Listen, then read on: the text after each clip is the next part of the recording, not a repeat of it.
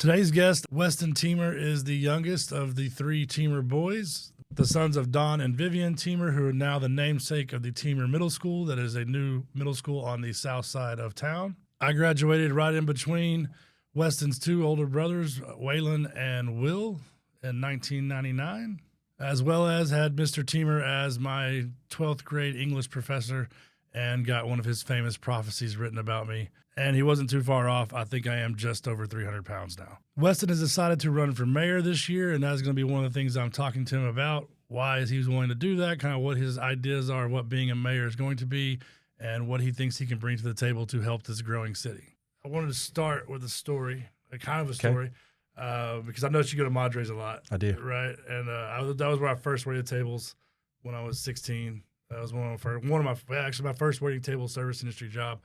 And I don't know I don't know if you were there because I'm thinking back, you were probably 8th grade when I was a senior. Or you were 8th grade when your brother was a senior? Or no, my brothers were gone. Well, Will was gone when you were in middle school? Yeah, Will and Waylon were gone. Oh, okay. I thought you were a little bit older than that. I was a surprise baby. 07, 08. I graduated in 12. Oh, jeez. I was a very, very surprised baby. Okay. Yeah. So you definitely may not have. You obviously were too young to remember. But anyways, I was waiting there. It was Friday night. Don and Vivian were there for sure. I don't think Will would have been there because I would have remembered that. I may have just been them. But it was busy, and I had the tray of food on their table, and I had it half on, half off, and I pulled the plates off on the side that was supposed to be holding the tray on. Gravity and things work. And just the look on Mr. Themer's face of just like sheer disappointment of just like, did you? And I was just as disappointed in myself as I could be because I was like, that was the dumbest thing. But yeah, it was just, I saw that you go to Madres a lot. Oh, yeah. And kind of just wanted to introduce that as a part of like, that's kind of how I know you. I don't know you, obviously. I don't think we've ever even met. Right. Passing it, maybe of the Clay Jones Foundation events, possibly. But obviously I grew up in between Will and Waylon. Okay. And, your dad was a big influence on the town. And at that time, when it was a much smaller town, I graduated in 99.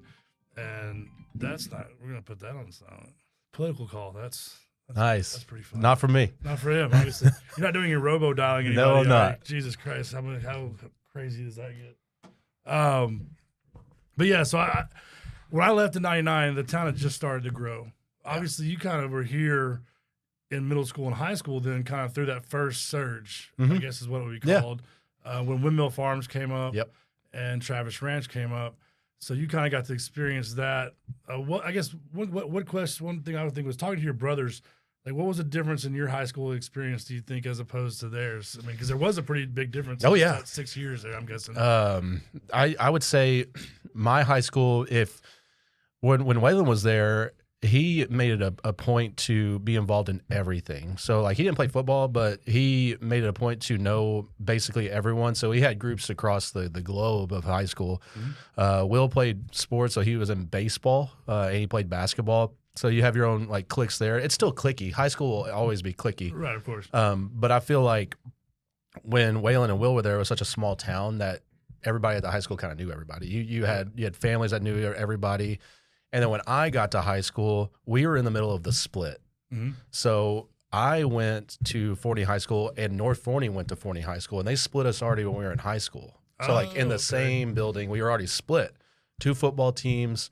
Everybody went to different classes, which was really odd. Right. It is strange. But they were getting people prepared because we had never had this before, and that's where you lose some of your groups. So if you went to North Forney and you went to South Forney, you kind of lost that bond of some of the friends you've spent your whole life with. Right. So just like elementary school, they split Criswell and Claiborne. I lost some of my friends in Criswell when I went to Claiborne. Okay. So we all reconvened back at the one middle school, and we only had one, which now is Brown. Right. But that was when we were all together, and then they split it again in North Forney. It was odd. And when our yearbook, I remember that yearbook. It was, we're all in this together one last time, and that was their big theme. Right, and then when it split, we lost. I'm telling you, the communication that was lost between friends was insane. Yeah. Well, because that was kind of pre-social media, pre-everybody, all kids having phones. We had Facebook, and Twitter was just at that start where it was like, I don't know, this is not popular. Right, and you didn't. I guess you might have had a cell phone in high school, probably. Or, sophomore year. Okay, yeah. But they were, back then they weren't smartphones. They weren't what we have No. now. So yeah, I can imagine that. Yeah, that's an insane difference for sure. Mhm. Seeing that split, Yeah. for lack of a better word, happen. Right. Because that's kind of, and I was absent from the town where I just moved back around that time. And having started a new family and starting a real estate business, I was more focused on that. I wasn't really focused on the school district other than the fact that they had already made a decision of going to 2 schools, Right. and had forgone the idea of doing one large school like Allen had done, which, developers are going to win, the builders are going to win their case. Yeah. And that's what they got there, that's fine. To me, I don't think it's a big deal at the end of the day. I think it is what it is. It was inevitable either way. Oh, yeah. At some point. Growth is inevitable. Yeah, there's no way they're going to stop in that. So, well, and I don't know how much you want to touch on this, but one thing I found interesting, as you were talking when I was watching the interviews, because Will and Waylon both went through high school. Well, Will was the one that he got grounded for his whole high school career. Yeah. He literally was grounded his Right. whole high school career. Mhm. I don't think I was out with him the night that he got grounded for, but I was out with him a couple nights before that. And I got a call from your father one night. Yeah. Because we had actually right there off of a house I got listed now, Brooks and Center. If you take a left there, coming down Center Street, take a left on Brooks. At the time there was no dead end sign. It was just a street. Yeah. And it was me, Will, Scott, maybe Nick Purvis, and we ended up in somebody's backyard. Yeah. Like just driving down the street. And there had been no shenanigans involved at that point Right. in time. But yeah, eventually about 2 weeks later, Will got grounded for forever. Sounds about right. So yeah, and then ultimately went on to, he's a lawyer now and has done great for himself. And I don't think Weston ever got into any trouble that I can remember hearing about, or Waylon did not. Waylon. Sorry, yeah. you're Weston. Weston, I yeah. messed that up. No, with all the everybody W's. does. Yeah, you so I know, bet 3 W's. Your dad and mom probably mess it up too sometimes. Yeah. I can imagine. Well, so what? I guess that's because that's one of the things that with this podcast, I want to try to talk about some of the, I don't want to say darker sides of the city, but be more honest about the realities of high school and drugs and alcohol and the things that go on in the schools, even now. Yeah. Obviously, I had my 7th grader tell me that a kid got caught with cocaine at school. Which that's happening. You know what I mean? Which, obviously it happens if you know anything about Dallas, Frisco, any of these big cities. These aren't things that I'm taking as alarming things. These are just things that happen. It's tough. About, with school. And what I think the way I'm looking at it as personally as a parent is I'm looking at these as parenting moments, being able to engage with my kids and talk to them about these kind of real deal things that are going on. Yeah. How to say no to them. If you do fall for pressure, to know that as parents, we're there to help you, not to discipline you or scare you. Right. Because I think that was a lot of our growing up was we were very scared to say anything to parents about anything because we didn't know what was fair, what was good, what was right. You know what I mean? We were back then the whole idea was just say no. Yeah. And, I think one of the best lines I learned from college, from professors and also just have seen is that's insane to say is because once kids start trying these things, especially with alcohol where everybody is such a mainstay, and I would say the majority of households in some form or fashion, the just say no thing is insane. And then also throwing this idea that drugs are bad into just children's heads when they go and try them and they're like, oh my God, this is amazing. Yeah. It's tough. It's tough. And I think with kids, if we don't explain to them that, okay, it feels great now, if you don't have real conversations, it leads to bad areas. So I guess the question is like, how were you exposed to that root, I guess, and where do you think it went off the rails for you? Oh, goodness. That makes any sense. Like what? Yeah. Was it a slow roll or was it, I don't know. I wouldn't say slow. I will say this. My parents tried everything they could to put me on a narrow path. I had Will and Waylon had grown up. They left an example for me. Right.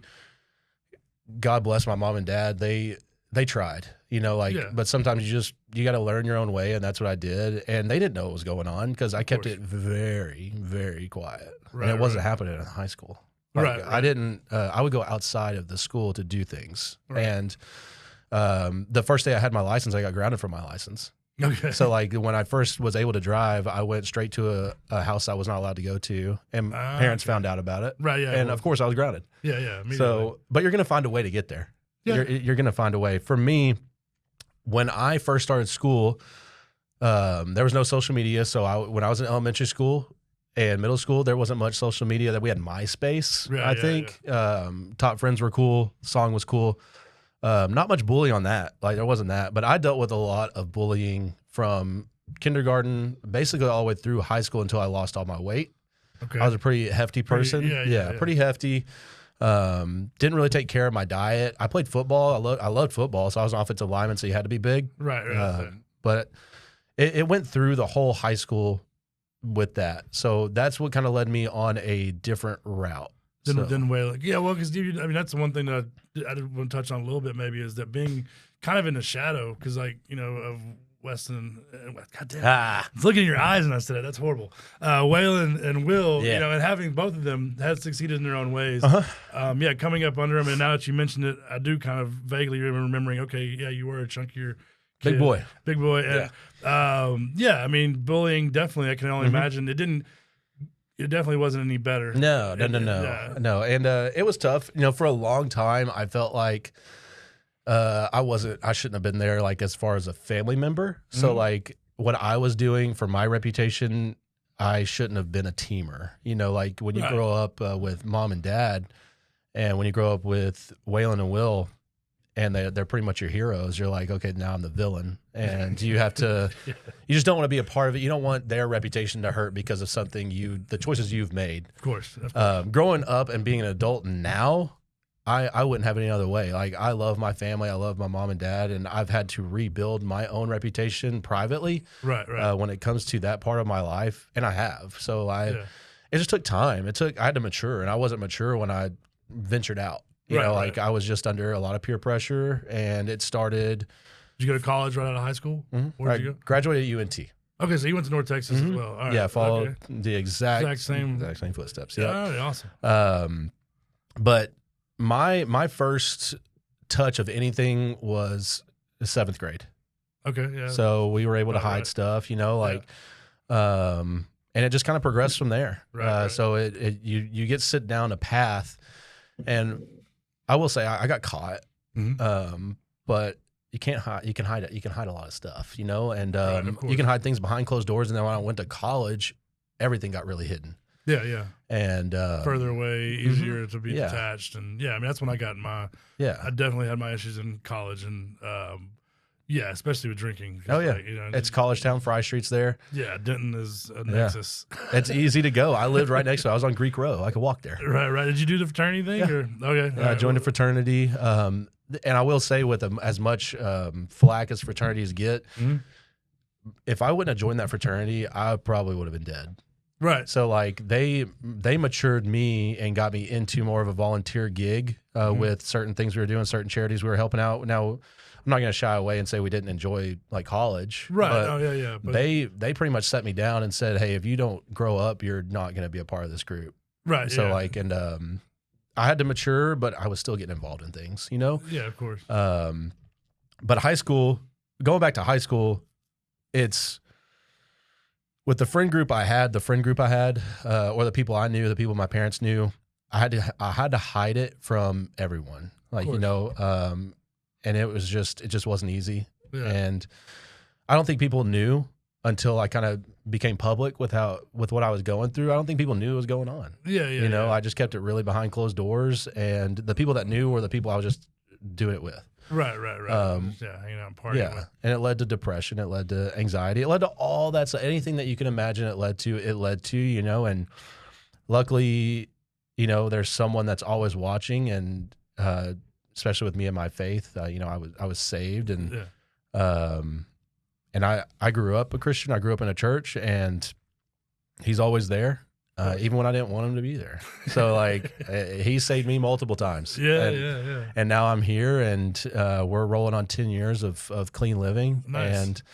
And now it's my turn to share my story. And that's what I do, like outside of things that are going on now. But I try to talk people off the ledge, when it comes to people getting involved in certain things. And that's all done in private. Like I don't need to talk about their stories, but we're here to help people. Yeah. And some people feel unheard, especially people who don't think they can talk about it. Right. Well, I think there's a lot of stigma of the older generation, like our parents' generation. There's stigma around that path. Yeah. And to me, there's nothing. That's one of the reasons that even though I don't really have a church home and I don't really do what Christian, I'm not a part of any group. Right. I definitely went through my Christian searching, and I'm a big believer in Jesus as a not only a person, but the whole idea of Christ consciousness and all of those things. And the biggest thing about Christianity to me that makes it better than the other religions is that it is about transformation, and that whole story about baptism, and whether you can get as literal as you want about it, or you can just look at the metaphor of the fact that it's just about change and about the reality of even Jesus and the disciples. These were dudes in their 20s, Right. and making mistakes. Yeah. But doesn't mean they were bad people. Whereas at the time frame that they were in, and I think even as like the time frames that we grew up in, there was almost very much like these are bad people because they do these things. Yeah. And I think that's not the truth. I think that's very much not the truth. Right. I think that you can say as well that there may have been friends that you were friends with in those days. They're not bad people. No. There was nothing wrong with them. No. It's just that it's the world. Yeah. It's part of growing up and changing, and life. it's forgiving and it's being able to forgive yourself and being forgiven by your community, which is so powerful. And I think that helps people, like yourself, that whereas maybe some of our counterparts who don't make it through that, they don't have a family backbone, they don't have anybody to lean on, and then unfortunately things go sideways for them. Very interesting that you talked about getting to the fraternity, and to me, because I saw that with some of my friends as well that who joined fraternities later. Yeah. Is that it's a great thing. I think when Forney was smaller, like our generations, it was a fraternity. Yeah. Whether you liked it or not. Yeah. For better or for worse. So you kind of got that I want to say playful kind of bullying that ultimately made you come out of your shell eventually, or else you just weren't going to survive. No. You know what I mean? So I guess through college, what'd you go to college for? Just business. I got my bachelor's in business administration. Okay. And never used my degree. I mean, I still use it. I use it day to day. So if you're planning on getting that, great. But I coach people. So I'm all about coaching people on how to run a gym. So my background is fitness. Good. I loved my college experience, and I met a lot of great people. And if you have a certain thing you want to study, go for it. I didn't need a college degree to do what I did, but I needed the college experience to be who I am now. Yeah, no, I could concur. That's 100%. And I still go to their games. Yeah, I'm a sociology major, which my sociology degree is doing nothing for me. I was about to fail out because I was in business and I hated it because I was like, I don't need someone to tell me how to do Oh business. my goodness, it's frustrating. It is what it is. I was very blessed, I'm sure, as you were, as college was probably somewhat paid for or taken care of, where you didn't have to at least accumulate tons of student debt or we got into some scholarships or something. Or I got a few scholarships with the fraternity. We started saving when I was 0 years old. Yeah. So we're doing the same thing with my daughter too, which I highly recommend. But we started saving when I was 0 years old, so we got a nice little head start. Yeah. And that's through just proper investments. Big props to my family for doing that. Yeah, I was very lucky to have the similar situation because college was almost a guaranteed thing back when we were graduating. Yeah, maybe you kind of being the end of that, because nowadays it's definitely more of a.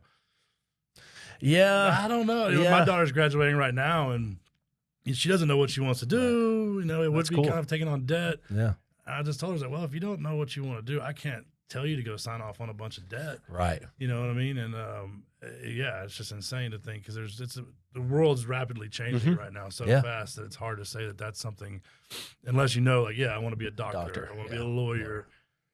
Excuse me, engineer, something like that. Yeah. All right. So when you graduated college, did you sober up before the end of college? Mm-hmm.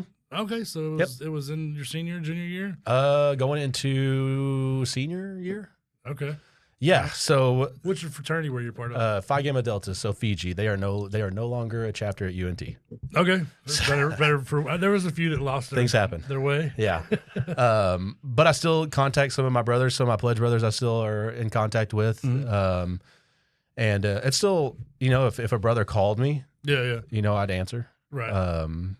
But yeah, it's no longer there at UNT, unfortunately. Yeah.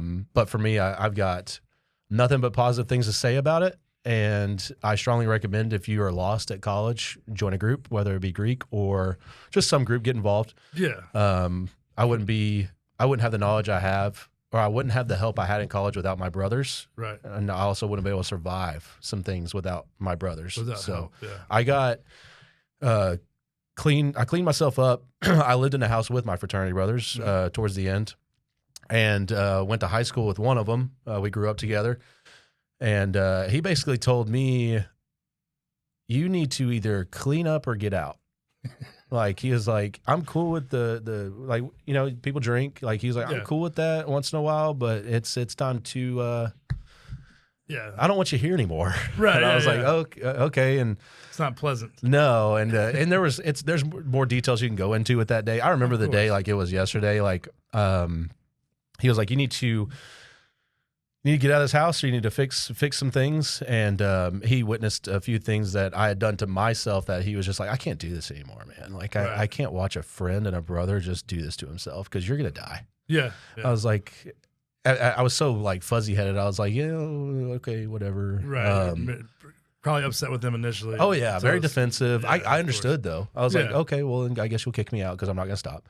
Right. A couple hours later, a few other things happened, and I fell asleep. It was a big July 4th party. So obviously in college, you know, like party all day for July 4th. Right. Yeah. Even July 3rd is happening too. Yeah, we were at a pool, and you know, a lot of things happened to that day that led me to where I am now. And I've still got like scars on my body to show like, hey, this is not a chapter in your life you want to revisit. Right. And I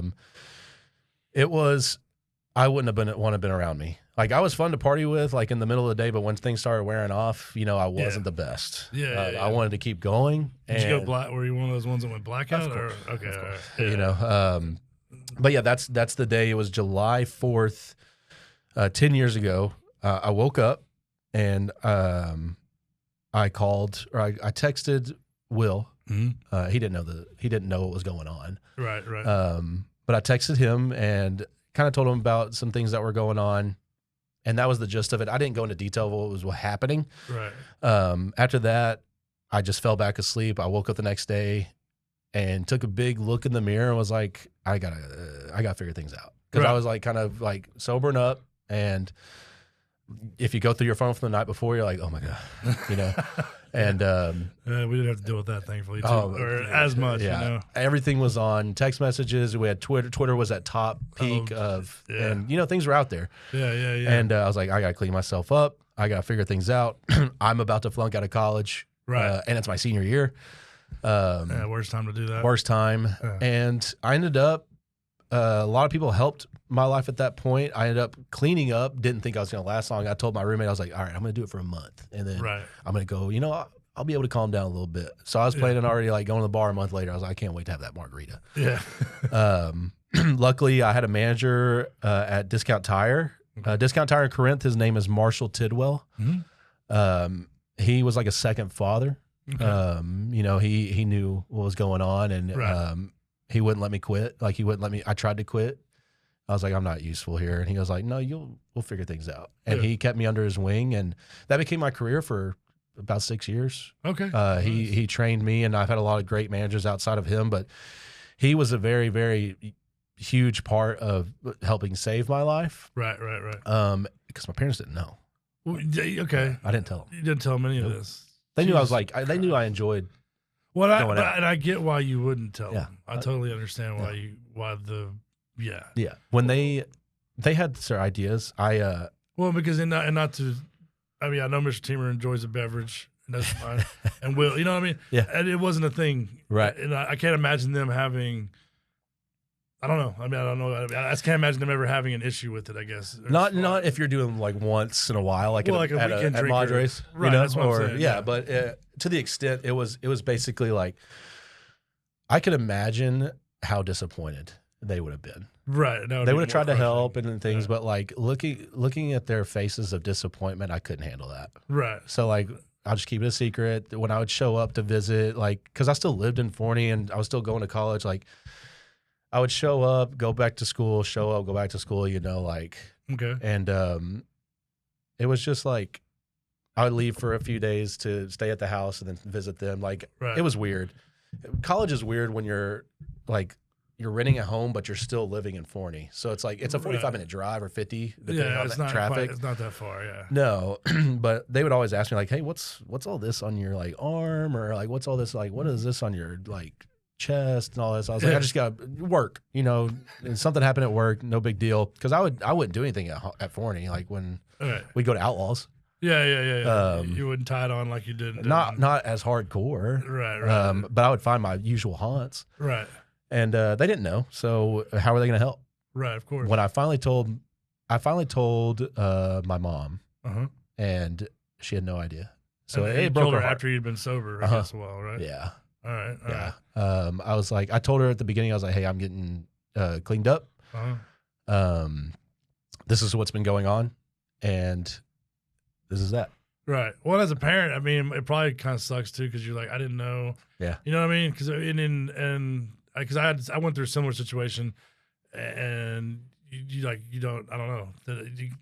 I don't know how if we were that good at hiding it, or I don't know, or if they just know in their head that there's no reason to address it because it's just going to start more of a bigger fight or problem. Maybe. Possibly. Yeah. You know, I don't know. I rebelled. Right. Yeah. And that makes sense. Yeah. Like I had shared with her some stories, but it was like those fun stories like, well, we were at the bar this night and this happened, but she didn't know the extent and she didn't need to until I told her. And, I just didn't want her to worry about me because that's what she does anyway. Even now, she worries about me now, you know, and we're a mile away from each other. I'm in her backyard basically. Yeah, so, I mean, good moms are never going to not do that. Right? Never going to stop. That's their job. Yeah, so like I got clean and.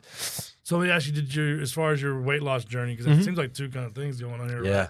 So did you get into working out in college, or so you were still just kind of not really taking care of your health? I lost weight in high school. Oh, so you did end up losing weight in high school? Yeah, okay. I got into. I'll say his name too. The first person I met at Anytime Fitness, which is a company I work for now. Yeah, noticed that. Was Brian Barella, okay. and he worked at the Anytime Fitness in Forney. Okay. And this is 2012.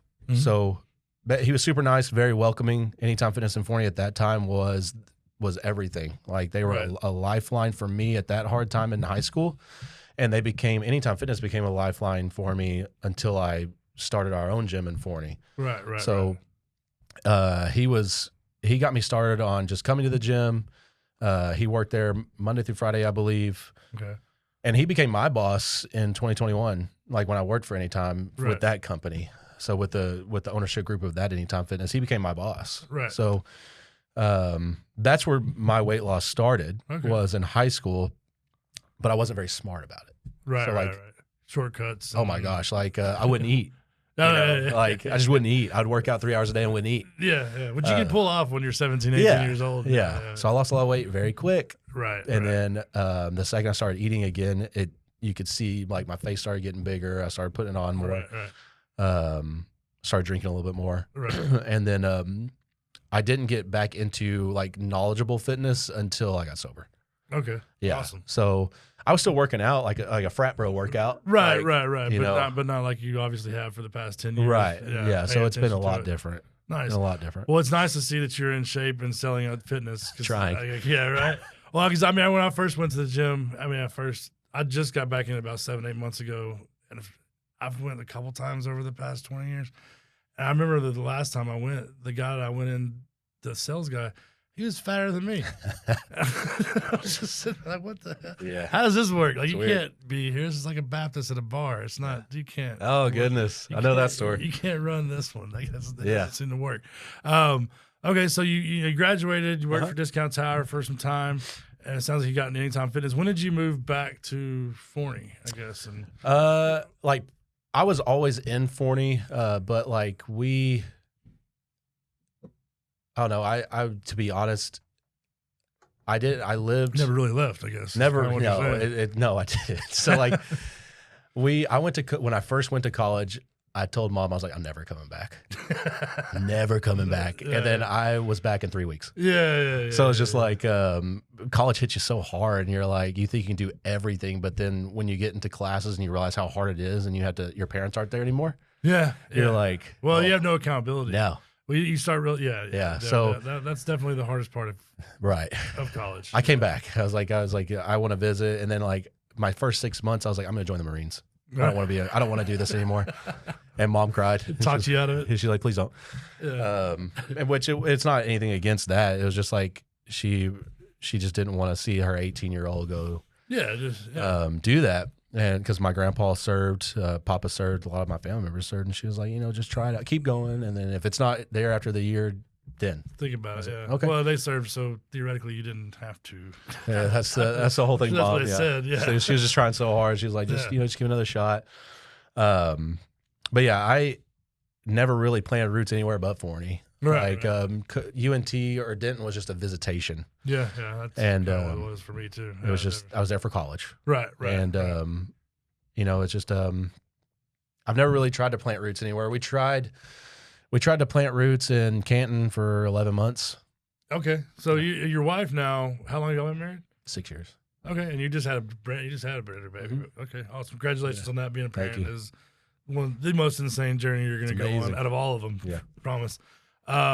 Okay, so you met your wife, and when y'all got together initially 6 years ago, you tried to start off in Canton, I'm hearing, or kind of? No, we lived with my parents for a little bit. Okay. So we did.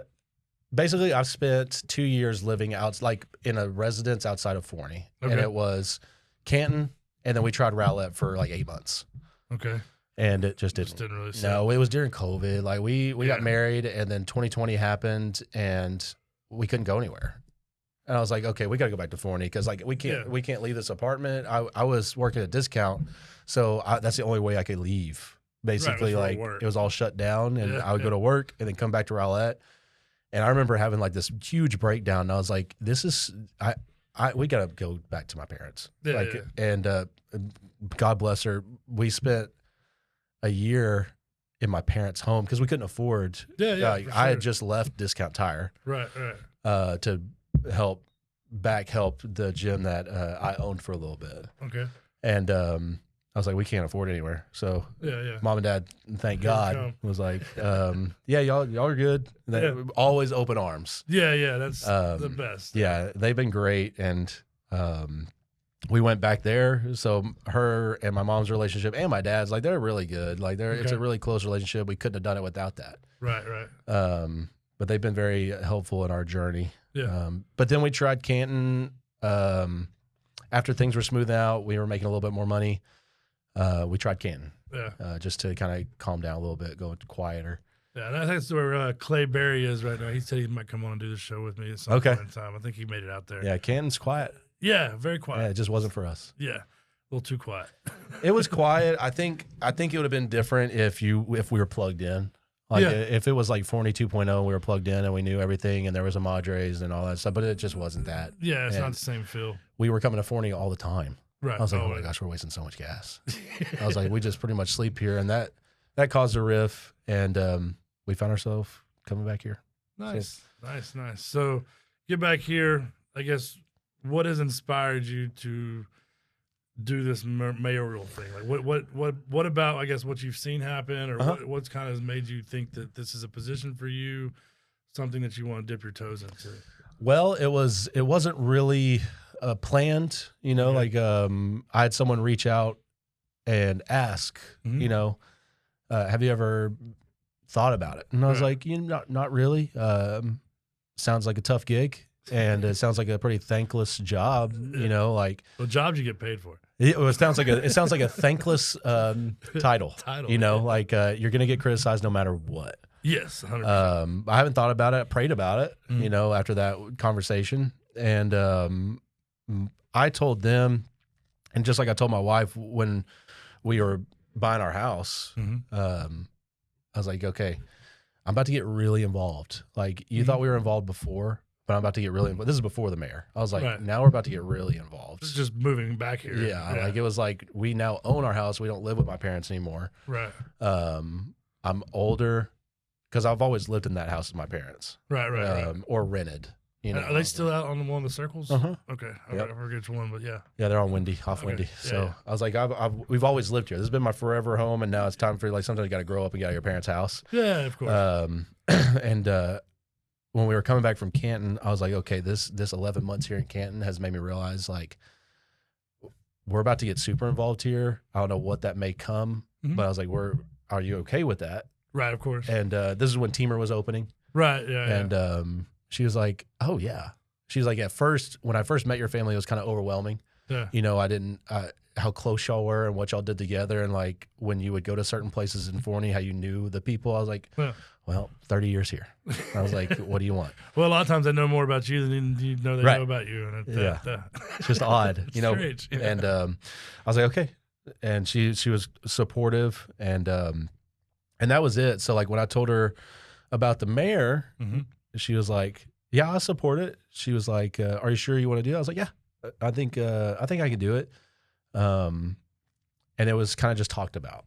And then it started becoming more like when I started talking to folks and learning more about people, and the more things you don't know is crazy, because I thought I knew everything about these businesses that I go to. Oh yeah. And then you learn more and more and more. Yeah. And I was like, okay, yeah, I'm definitely doing this. Okay. And I was like, I feel like I can do this for the community, and I feel like I can be here for them as a community leader. And for me, it was a promise that I was like, this is not gonna be a negative campaign. I'm not going to do any of that mudslinging. If anything bad happens to me, it'll be kept to myself. Right. You know, I'm not here for that. Forney doesn't need that. You know. Well, I think more and more, none of us need that. Especially like what we just seen happen in Frisco, unfortunately, with that horrible event. And with the growth of the community as fast, it just doesn't. That's for the internet. Yeah. You know what I mean? And that's what, I mean, I think there's a place for it, and it goes on there. And I don't know about your feelings about this, but what I've noticed is, especially over the past 10 to 15 years, that toxic culture that exists there, that I think all of us have probably engaged in some form or fashion, does not really transfer into the real world, except for in these kind of crazy little cases like in Frisco, or these moments that are very typically emotionally driven. Right. And where, you know, two people who are having an odd day come together and something crazy happens, right?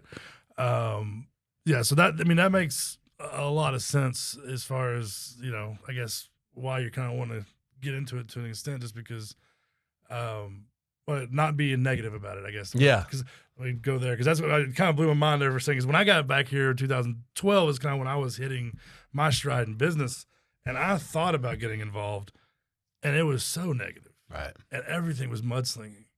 And, you know, I'm definitely not the squeakiest clean person in the world. I am a pro-cannabis supporter. God, please, people help out in the state that we can be adults eventually.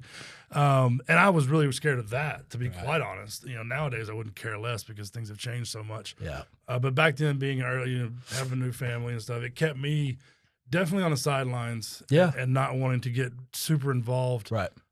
Because it just felt dirty. You know, a lot. No matter even like the people I look up to that are involved in the city, even talking to them sometimes, I was like, it's a tough job. It's a tough gig. It's a tough gig. Yeah. And on that note, so like, what do you think, or what do you see the position of mayor doing for Forney? How do you think you can do it? I don't want to say differently, but what do you think you can bring to the table? Because it's not really the kind of, as we talked about before we got started, it's not a powerful position. There's not much you can do. You can help with city council. You can obviously be a voice of reason, possibly. That's a big thing. You know, but there's not like a lot of actual power involved in it. Right. So what made you like that part of it, or what? Instead of council, for instance. Yeah. So the council, that's where big decisions are made. Right. You know, and there are certain decisions that are made that, you know, I know former city council who have made decisions and may thought it was for the best, but it ended up maybe not. And now they have a reputation, right? You know, like, and it's a tough gig. So for me, I think for mayor, the reason that I did it is you have a tie-breaking vote. So if anything comes to a tie, you still have that. You still have that. That is you can be a voice of reason, and you could. So we're supposed to work in a perfect world. You work as a team, right? So everybody is on the same aspect. You want to help. Right. And I think with that is being a voice of reason in that part too, is like, hey, we're here for one reason, that's to help the city. Right. And to hear people out. So like in our other interview, we touched on how hard it is for people to understand what's going on in the city. Right. and making a more streamlined communication of that to where you can actually hear from your people in the city instead of the 4 to 10 people that attend city council. Right. You know, right, like I think bringing that more to the table and making it more transparent for people to contact us and Right. making it more just accessible, because our information's on the internet. Online. Yeah, you can get my number. You can get in touch with anybody Yeah, you can involved. get in touch with anybody. I just think that needs to be more addressed into platforms like this, Right, and people were more adapt to tuning into something like a podcast. That's where I get my news, is a podcast. Podcast. Yeah. And I think that was my big thing, is there's a lot we can do as mayors as far as our social media presence, our podcast presence, everything about your job as far as leading council meetings and being a voice and listening in on planning and zoning and listening in on EDC meetings and things like that. Yeah, that's great. You need to be there for that, but you also need to be a voice to your people. Right. So, and that's the hardest job as a mayor, because even though it may not be your full decision, you're still got to be that voice. So you're going to get a lot of heckle or you're going to get a lot of praise. Of course. So I think that's what I wanted to bring, was just more sense of community aspect, because sometimes it feels like everything's done behind closed doors and you don't know what's going on. Right. And then when decisions are made, everybody's like, what's going on? What happened? Yeah. What's happening? And that's, I mean, that's kind of one of the reasons when I saw your name pop on there, I was a little more interested, just because, you know, our current mayor, I don't know, it seems I met him one time in passing at the city council meeting when they were going to shut down one of the main for the new HAB, which thankfully was Gotcha. shut down because we can't shut down two of our main street crossings. That'd be crazy. But anyways, I met him in passing there. Seemed like a nice guy, but it does, I hate to say it this way, but it does seem like it's like a rubber stamp for development. He seems like a guy or a person who's here. And honestly, I don't know if that's necessarily a bad thing for the city of Forney, because I think a big problem with the city of Forney has been that they kept so much stuff out for so long and instead of embracing growth and getting on board with growth and directing growth, what happened was Windmill Farms, Travis Ranch school district gets inundated with kids, and meanwhile the city does nothing to grow and expand its tax base. And we have no control. Like, you know yourself, I think you mentioned it in the thing, being where you live, you couldn't run for a certain thing because you're not actually in the city, even though it feels like you're in a city, and this whole dynamic has left, I think, no matter who gets in these jobs in a bad place. Right. It's not ideal. Although it's not horrible. I mean, we're lucky with the gateway as being done correctly. That's back when they started that, when I was about 2012 or so. Oh, it's the gateway to nowhere. You want to talk, and I did kick out of Mr. Robertson's analogy of the cave people. Yeah. But yeah, it's like, hey guys, they're building this because this is how you develop out things in the long run, instead of what we got here with Walmart. You know what I mean? So, but I don't know. But I haven't seen him super engaged online with explaining stuff. I definitely, I don't know. It seems, knowing you and knowing the family you come from and knowing that Mr. Themer himself, I would imagine raised y'all to all, not only, number one, be honest, but be thoughtful. Yeah. Thinking about what you're doing. Right. And then, yes, the kind of the community first aspect of it, of the fact that this is about community and growing as one community, you know what I mean? And not having this divisive thing right now, because this is one of the hot topics with a lot of people online, and as a real estate agent, like the Section 8, this is one of the things we hear all the time. And I think this kind of ties into with in a roundabout way with this new Justice Center situation we're going to have coming into town. It's just setting up a dynamic that doesn't seem necessary, if that makes sense. This shouldn't be a one group against another group. Right. It shouldn't be. This should be, hey, this is a respectful way of going about decorum, and this is how we act in school. And then this is not how we act in school. And then this, it shouldn't get as complicated as it seems to have been getting so far. It gets hard. So I know from firsthand experience of where I live that kids are parentless. Right. Yeah. So, we put a lot of pressure on teachers for sure, when sometimes it's a losing battle. Yes. You know, there are some teachers that I had that were amazing. Right. You know, I'm gonna be real honest with you. My whole time from elementary school to high school, I had one teacher that I got really frustrated at, and it was because she was hard.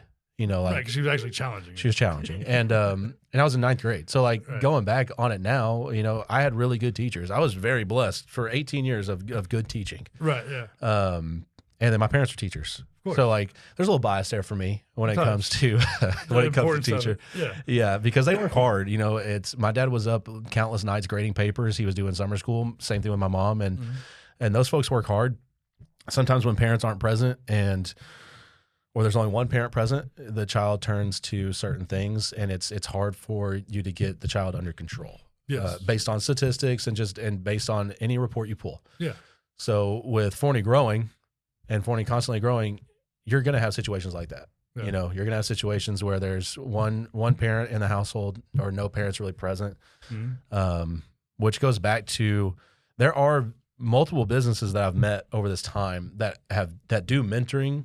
Like they do mentoring for kids to get them off the streets. They just don't have any recognition or anything. Like nobody's talking about it. Right. Right. And that's tough for me to hear. You know, like I had one business reach out, and I've been in Forney for 30 years, and I have never heard of them. Okay. So she reached out. I met with her, and she was like, "Well, we help kids off the streets, and like we get them out of that system, and it's a boxing club." Okay. So I mean, that's as good as idea as any. Yeah, and mentoring is a big thing. Like, you can't mentor them all. I get that. Right. But you could. There's several steps you can take, and I think we get so focused on the big issues, like the juvenile center, and stay in Section 8, all that stuff. Yeah. We can talk about that all day. Right. But the problem is we talk about that stuff, but then no one comes and offers solutions. Right, and actual help. Which would help. So we've got that boxing clinic or club that does mentoring. We've got another former teacher who's starting young men mentoring. He put it on Facebook the other day. His name's Joe Stewart. If y'all have ever heard of him, he's doing mentoring for kids. Okay. And then I think the juvenile center back to that is we're going 4 hours out of our way to transfer people. Well, and because I've just learned a little bit about it over the past 2 or 3 weeks. And yeah, that doesn't seem to make any sense. Yeah. The reality is, just like Collin, Denton, Dallas counties, Kaufman County is headed that way fast. It is an unfortunate, but I think necessary tool that we need to have in the toolbox as a county. Yeah. To whether it be diversion. Now, the one thing I'm not totally clear on is about, because I went to college ultimately to be a drug counselor. Did not decide to be a drug counselor because I do not like the way our system works. Right. I don't believe in putting drug users in jail. I just don't. These are people most of the time, especially when we're talking about children. Now, of course, violent getting into violence and serious hurting themselves or others, that's a different situation. Someone who's dealing with depression, family life issues, and they're coping through the use of whatever narcotic it may be, these aren't people that we need to put in cages. So I couldn't sign off on getting involved in that. Thankfully, in the past 20 years, there's been leaps and bounds. There are different approaches to these things now. Obviously, like you were talking about their mentorship, I mean, that would be something that maybe as a mayor could be interesting to see a mayor get in front of is really actually, because I know that North Forney tried a father type of situation, or I don't want to say, I don't know what the right word is for, but like Big Brother. Yeah, there you go. And because that ultimately something like that needs to be happening. We need to have more positive engagement with these groups. And I agree. The people who want to show up. I agree. You know, and I will say for people who, one more thing about the juvenile center is there are early intervention programs there. Right. That's going to be there. So it's not just going to be locking people up. Right. I couldn't buy that narrative at all when I was seeing online. I was like, this doesn't make sense. Yeah. Like that's not a part of it now. If you read into it, there's details about it. There's early intervention programs. It's something that we need. It is. And I'll leave it there. Like our officers are stretched so thin. Yeah. Like, and that's from Forney to Kaufman County. Like they're stretched very thin. Yeah, and the constables. It's well, tough. And like I said, because I think we're on the back end, you know, and God bless the cave people, but they put us in an odd position here with the way this place was developed, you know, and having the county with the city And then, these different layers that does just complicate things. It does. And it's unnecessarily for the law enforcement folks. Right. And it's hard being a law enforcement officer. It's hard being it's hard to be a first responder in general because you're seeing things that nobody sees on a day-to-day basis, and you have to deal with that. And you have to deal with negative press. I feel like in Can't Forney, have a bad day. Cannot. And I feel like one thing I have seen in Forney, especially like Forney's Facebook is, and I may be looking at the wrong avenues, but I really don't see much negativity towards the law enforcement. I could be outside of my walls there, but from the pages I've looked at and some of their comment sections, that's where I go. Yeah. I don't see a lot of hate. Right. I see a lot more thanks, which is something that they very much need. Yeah. And they're doing more things than just arresting people. You got people out here that are in the community reading books to kids, meeting with neighborhoods. I just took Naomi to a book reading in the park. And they're doing more things for the community than anybody really knows. Right, Right.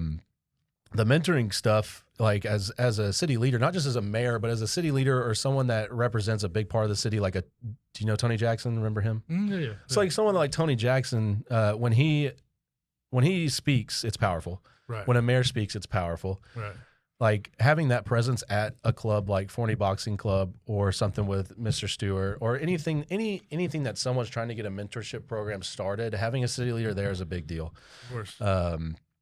And that's what I wanted to get I dove into that really hard, was just going into the community and learning more about what they're offering. Right. Like you can go to local businesses and talk about the ins and outs, but when you actually hear their stories and seeing the lives they're affecting, it pulls on your heartstrings a lot, and it gives you a more sense of pride in your town of like, I know this place sells food, but what are they doing outside of that? Yeah. Like what discipleship are they doing? And that's really good.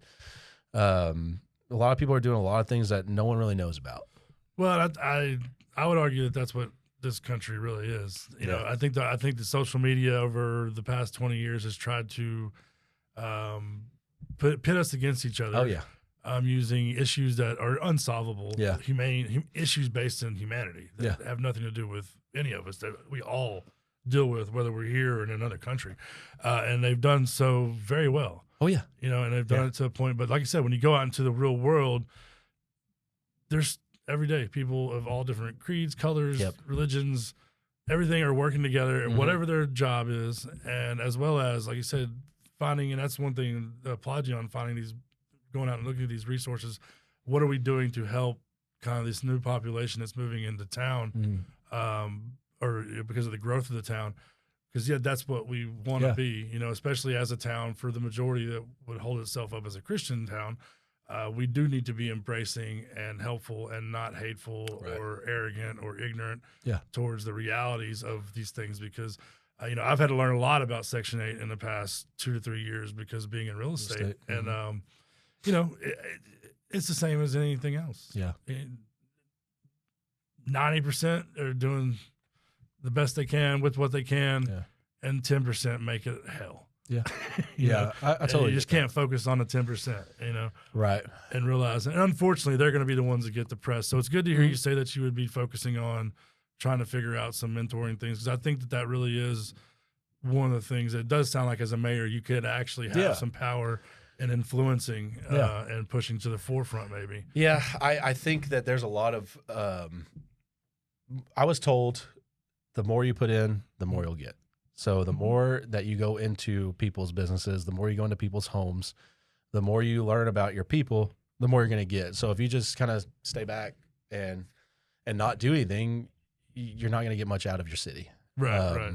And I'm already involved. So it's like, if this doesn't pan out, you'll start trying something. I'll just do something else. Yeah. It's not, I'm not going to lose and then be like, I'm out. All right. Buy Facebook, I'm gone. Yeah. That's just not the case. And I've talked to Jason about that too. Like, back to him, like when I talked to him, I was like, dude, I'm not running this as like some kind of like hate run. Yeah. Like, it didn't seem like it's that not was that at all. Yeah. We've had some good conversations, and I've met his wife, and he's met my wife and my kid, and we've had really good conversations. I was like, I'm running based on just Forney, Texas. If it's not here, it's somewhere else. So, and it is like a fraternity. Like, there's a sense of pride. I mean, for me, I don't know about anybody else, but there's a sense of pride when I put like this on, And there's a sense of pride when I put like an FISD shirt on or anything with the name Forney on it. Right. There's a sense of pride about that. Or like when I do my 75126 shirt, like there's a sense of like love, Right. Because there's so much involved in Forney that no one really knows. Like when you've been here your whole life and you've given like really everything, it's just like, it's a different sense of pride. And there's a lot of good people that'll give you everything as well and ask for nothing in return. That's been my whole thing is I've lived my whole life here. A lot of people have given me everything and asked for nothing in return. So you need to give back at some point. And I'm at the age, the stability of my job and stability of my mental state to be able to give more now, whether it be my time, my talents, or my treasures than I was like 5, 6, 10 years ago. You know, like, and there's things you can do without giving money. You know, like people want volunteers. Yeah, volunteers are big. It's hard to get them. It's very hard, and there's always a volunteer gig every week somewhere. Somewhere. And that'd be interesting to hear more kind of about those kind of volunteer opportunities because, I would echo the same sentiment that not necessarily, I wouldn't say pride in Forney, it would be the wrong word for me, but the reality of that home, of the unconditional just reality of it just, I don't know. It's just it's home. Yeah, it's always gonna be home. It's always gonna be home. There's no way around that when you've been somewhere so long, and having that has been something that, as for me, and I think for a lot of different people, does give them something to kind of go back to when things get a little wacky and out there. It helps you kind of like calm down and say, okay, you know, at least there's something more going on here, because you do realize that. I think that is a good thing. Growing up in a small town as we did, maybe you a little bit less, but still, like you said, there's plenty of people willing to volunteer and give, where you don't see that quite as much in the big city. No. And that's the thing that I don't think it's dying by any stretch of the imagination. I just think that people are much more quiet about it. Yeah. And they're scared almost, I think, sadly, with maybe even the mentoring thing. People are probably scared to say that they're helping. Right. Which is weird. It's tough. And it's sad because you don't want it to look like anything. You don't want it to look like you're doing things for the wrong reasons. So people keep it really quiet. Like that was one of my biggest conflicts with doing this was I don't want things I'm already working on to be tied to a campaign grab. So things that I'm doing in my own home for other reasons, for either the school or for other things like past coaches, like things I'm doing that I was going to do anyway, I don't want to be tied to a campaign. So that's why I have done what I've done in a way I've done it. Right. And I will say, like, there are some things I've changed. Like, there's a lot of stuff that I know now that I didn't know before, that now my life has changed because I will visit those places more because now I know they exist. Right. And that's a big problem for me too, is if more people knew this exists, this business wouldn't collapse. Right. If more people knew that our downtown actually had like amazing people down there, it'd be we could make it a destination. Yeah. People would show up. Yeah. you got that bridge cut off and you'll go to the commercial stuff on the left, but when you turn right, there's a lot of good on that right. There's a lot of good things happening on that right side. I've met some really good franchise owners on the left too. And there's some that went to Forney High School that own franchises over there on that left. And I've met them and it's been great. I was like, but there's so much traffic over there. Right. There's not a lot of traffic downtown unless the train hits. Yeah. And I think I just want people to see it how I see it, or how maybe you see it, or how other people see it. Like when I walk into Madre's, I know I'm going to be greeted by Sherry. Yeah. When I walk into Madre's, I know that's like a second home. I can just go to my middle booth where I go every time and sit there and it's home. Like, same thing with the new businesses I've met. Like if I go to Stashes, I know I can just go talk to Robert, relax, and just have a good time. That's like my getaways from stuff. Right. Barbershop. Like there's a barbershop that I go to once or twice a month. It's Forever Faded in Forney. And I can go there, talk to Keithan, and it's just a sense of relaxation. Yeah. Like, and I'm not going to tell them, like, Keithan talked to me the other day. He was like, I didn't know you were running for mayor. I was like, yeah, because I didn't tell you. Yeah. I was like, Yeah. I'm not here to ask for Not your here to ask vote. for your I'm vote. here to just still like grace your business and, talk about life. If you asked, I would have told you. Right. But like, I know his family, he knows mine. And that's just how I feel with every business. And now the ones I've gotten to know, it'll just continue. Right. And that's just, I feel like there's a lot of unheard and unseen people. Right. And community leaders can change that. Can change that. That's a good, because that, yeah, I mean, I think that answers the question that we were talking about earlier. Is like, what the hell can you do as a mayor? I think that is actually a great point on what you really could bring to the forefront. That I don't want to say maybe be lacking right now, but you just have the inside knowledge of kind of who those people are and what's going on to hopefully make that happen. Because I do think we have, we're not going to stop growing. No, it's just not oh gonna, my goodness, it's just not going to happen. So we have to get in front of that. Personally, like I said, I think it would be great to have someone like yourself in there that's not a politician necessarily, and that is maybe a fresh set of eyes. I guess, and I know we're almost done here. Let's kind of ended on this. You kind of mentioned, so like what is something that maybe an idea you had about this whole situation or mayor, or maybe some of the goings on in town, that as you learn more about them, that something you change your mind on it, or how you should view it, or how you should look at it, or a different way. Like, what do you mean?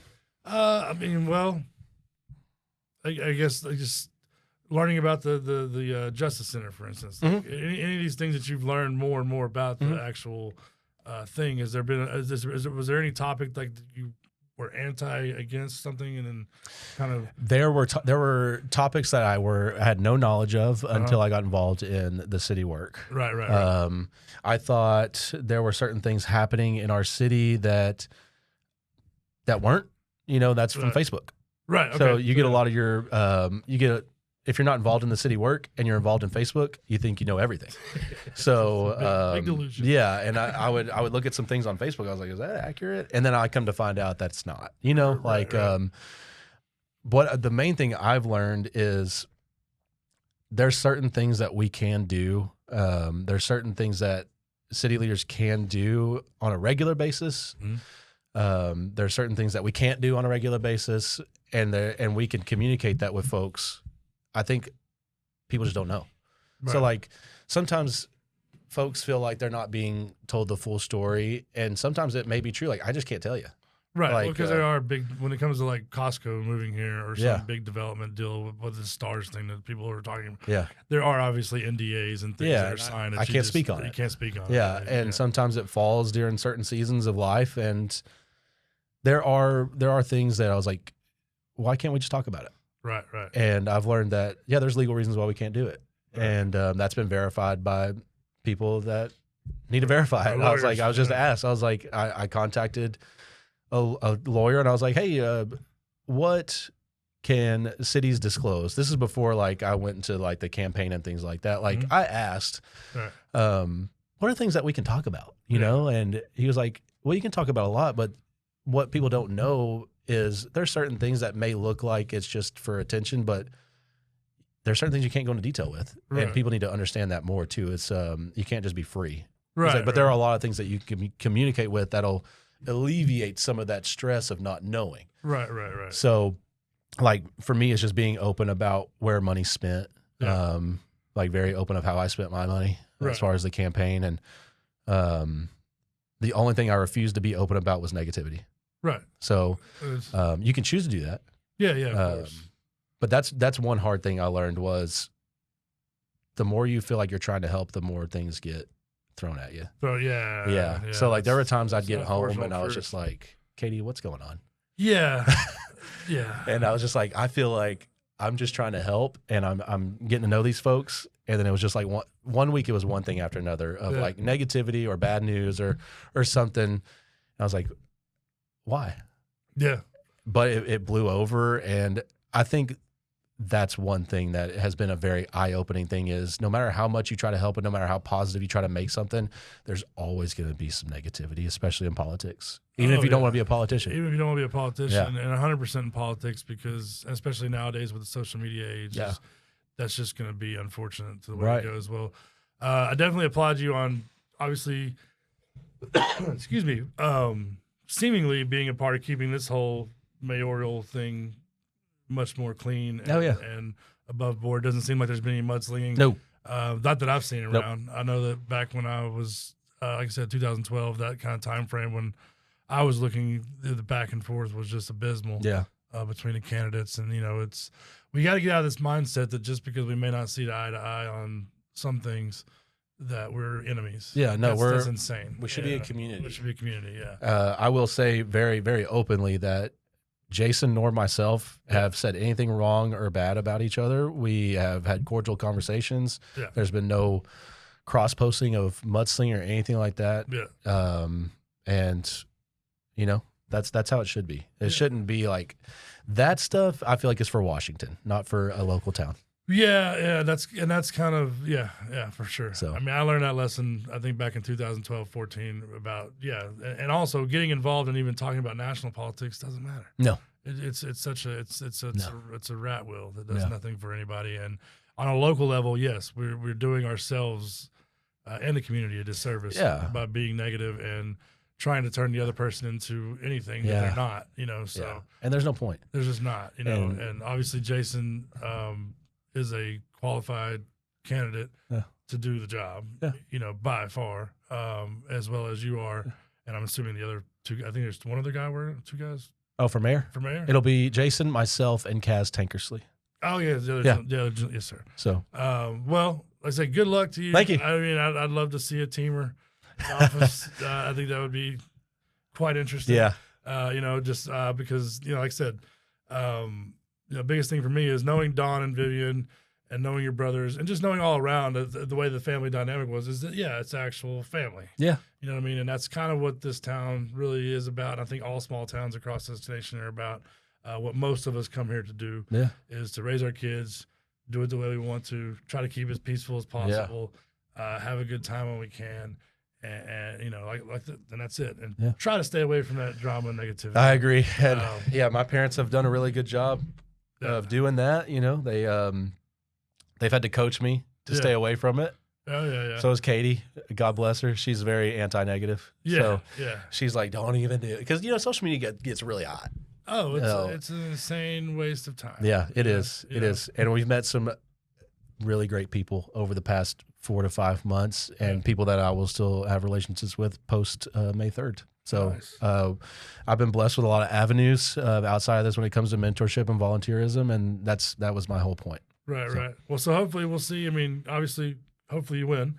But if you don't win, hopefully I hear you saying that you're going to be involved in trying to help do some mentorship for young men in the community because, and women obviously, but as we grow with the community, being that, we do have a large influx of different people, we do have to be cognizant of this. And ideally, I do think that with people like yourself who are getting in front of this and maybe guiding people like myself who don't know quite as much about where to spend our time volunteering to help some of these people on the ground. Yeah.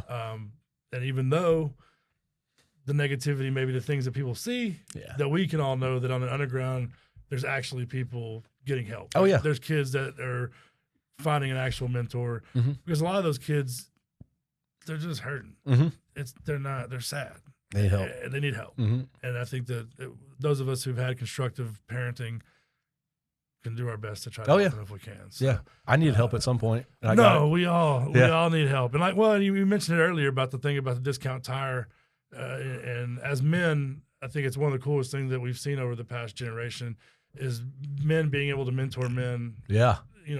Just about getting through life as a man. Yeah. Because it's not easy. No, it's not. Even here where it is kind of easy. Oh my gosh, it's not. Still not easy. There's choices and craziness that goes on. It's insane, and not everybody's as lucky as I am to have the men in my life, whether it be my father or Will or Waylon or my grandpa or papa, even my cousins, they have never failed in trying to mentor me to be a better person. So I thank God for them every day. Awesome. Well, I think that's a good place to leave it, man. It was a pleasure to actually have met you, man. Absolutely. Good luck. Thank you. Thanks for doing this. This is the first one. I'm going to try to interview somebody once every 2 weeks and do this just as an idea of, like I said, talking to people from here, not necessarily from here, but you just involved. Yeah. And want to come on and talk about a topic, idea, anything like that. Obviously, I do real estate. So Yeah. always We should interview you. self-expel. You can always, anytime. Anybody can interview me they want. I'm an open book as well. My story's probably just as salacious. Yeah. And silly. Everybody's got one. Oh, yeah. Yep. So, well, thanks, man. Absolutely. Thank Appreciate you. it. Real quick, some locals goings on April 26th between 2 p.m. and 10 p.m. There's going to be the Mustang Creek Arts and there will be the Mustang Creek Music and Arts Festival in downtown Forney, one of the many festivals and things that are held here in Forney on an annual basis. This podcast is brought to you by Flex Group Real Estate. Flex Group Real Estate is my company as a real estate broker here in Forney. I've been in business almost 20 years, and we are what you would call a commission negotiable agency, meaning that we charge 1% for full-service MLS listings. And when it comes to working with buyers, we are negotiable depending on your situation. So feel free to reach out. We're also brought to you by 12 a.m. Agency. 12 a.m. Agency and Robert Portillo is a digital marketing agency based here in Forney with over 15 years of experience and does a great job with your small business, no matter what it is, to help you grow that business through online marketing, Google marketing, YouTube marketing, and anything social media.